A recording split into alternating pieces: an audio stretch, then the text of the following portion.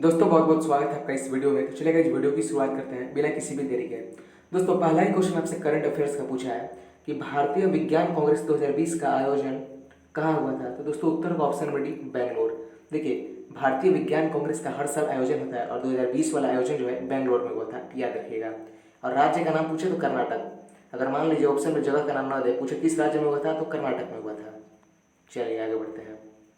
अगला क्वेश्चन आपसे पूछा है दिल्ली के किस सुल्तान ने सिजदा परंपरा को प्रारंभ किया था। दोस्तों उत्तर होगा ऑप्शन नंबर ए हो जाएगा, बलवन ने किया था। दोस्तों कई बार सिजदा का अर्थ पूछा है। देखिए सिजदा का मतलब होता है घुटने टेक कर नमन करना, यानी ईश्वर की वंदना करना। चलिए आगे बढ़ते हैं। अगला क्वेश्चन आपसे पूछा है कि प्रथम विश्व युद्ध का प्रारंभ कब हुआ था। तो दोस्तों उत्तर होगा ऑप्शन नंबर ए, 1914 में हुआ था, 1914 में। अगर यही क्वेश्चन पूछे कि प्रथम विश्व युद्ध का समाप्ति कब हुआ था, तब उत्तर वहाँ पे 1918 हो जाएगा उस केस में, लेकिन यहाँ पे उत्तर 1914 होगा। चलिए आगे बढ़ते हैं। अगला क्वेश्चन आपसे कह रहा है कि भारत में कहवा का सर्वाधिक उत्पादन कौन सा राज्य करता है। दोस्तों कहवा का मतलब कॉफ़ी होता है। हो सकता है आपके एग्जाम में, आपके क्वेश्चन में कहवा की जगह कॉफ़ी लिखे। अगर कॉफ़ी की जगह कहवा लिखते हैं तो गाइस एक ही बात है, ये मिसगाइड करने के लिए कभी कभी लिख दिया जाता है। तो दोस्तों उत्तर होगा ऑप्शन नंबर बी, कर्नाटक। कहवा का सबसे ज़्यादा उत्पादन कर्नाटक में होता है। अगर यही पूछे कि कहवा का सबसे ज़्यादा उत्पादन किस देश में होता है, तब उत्तर वहाँ पे ब्राज़ील हो जाएगा। तब उत्तर देश पूछे तो ब्राज़ील, अगर राज्य पूछे तो कर्नाटक। चलिए ठीक है, आगे बढ़ते हैं। क्वेश्चन कह रहा है कि मेक इन इंडिया कार्यक्रम कब लॉन्च हुआ था। दोस्तों मोदी जी का कार्यक्रम है, तो क्वेश्चन यहाँ से तो आएगा ही आएगा। उत्तर होगा ऑप्शन नंबर ए, 2014 में हुआ था।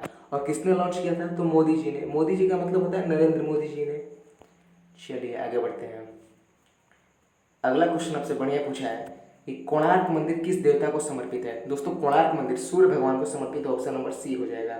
अगर पूछे कोणार्क मंदिर कहाँ है, तो दोस्तों कोणार्क में है, यानी राज्य का अगर नाम पूछे तो उड़ीसा आपको मानना है कि कोणार्क मंदिर जो है वो उड़ीसा में है। चलिए आगे बढ़ते हैं। अगला क्वेश्चन आपसे पूछा है कि राष्ट्रीय पक्षी दिवस कब मनाया जाता है। तो दोस्तों राष्ट्रीय पक्षी दिवस आपको मनाया जाता है, ऑप्शन नंबर डी हो जाएगा, 12 नवंबर को मनाया जाता है। अब आपके मन में एक सवाल उठ रहा होगा कि 12 नवंबर को ही क्यों मनाया जाता है। क्योंकि 12 नवंबर को एक पक्षी विशेषज्ञ डॉक्टर सलीम अली का जन्म हुआ था। डॉक्टर सालिम अली उनका नाम था, सालिम अली का जन्म हुआ था, इसीलिए उनके जन्मोत्सव पर ही गाइस मनाया जाता है पक्षी दिवस। बहुत बड़े पक्षी विशेषज्ञ थे, याद रखिएगा। क्वेश्चन पूछ सकता है। क्वेश्चन कर रहे हैं आपसे क्रिप्स मिशन भारत कब आया था। तो दोस्तों क्रिप्स मिशन भारत आया था, ऑप्शन नंबर बी हो जाएगा, 1942 ईस्वी में। याद रखिएगा 1942 में क्रिप्स मिशन इंडिया आया था। चलिए क्वेश्चन आपसे पूछा है कि सिंधु घाटी सभ्यता की लिपि कौन सी थी। दोस्तों सिंधु सभ्यता भारत की सबसे प्राचीन सभ्यता है। इसकी लिपि थी अज्ञात, यानी इसके पास कोई भी लिपि नहीं थी। तो हो सकता है आपके ऑप्शंस में, अगर आपके एग्जाम में अगर एक क्वेश्चन आता है तो अज्ञात न लिखकर इनमें से कोई नहीं होगा, तो आपको इनमें से कोई नहीं ही मारना है। याद रखिएगा इस सभ्यता लिपिहीन था, इसकी कोई लिपि नहीं थी। चलिए आगे। अगला क्वेश्चन आपसे पूछा है कि एंजाइम्स क्या होता है। दोस्तों एंजाइम एक प्रकार का प्रोटीन होता है।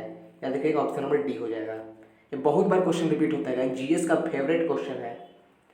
चलिए आगे बढ़ते हैं।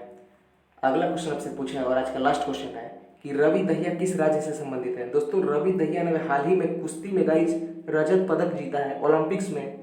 कुश्ती में रजत पदक जीता है इन्होंने, रजत पदक ओलंपिक में, जो कि संबंधित है हरियाणा से, ऑप्शन नंबर सी हो जाएगा। तो ये पॉइंट भी याद रखिएगा कि कौन सा पदक जीता है, तो रजत पदक, यानी गाइस सिल्वर मेडल इसको आप इंग्लिश में बोल सकते हैं, और कुश्ती में। तो चलिए गाइस आज का लास्ट क्वेश्चन था। आई होप आपको वीडियो काफ़ी अच्छा लगा होगा। धन्यवाद दोस्तों।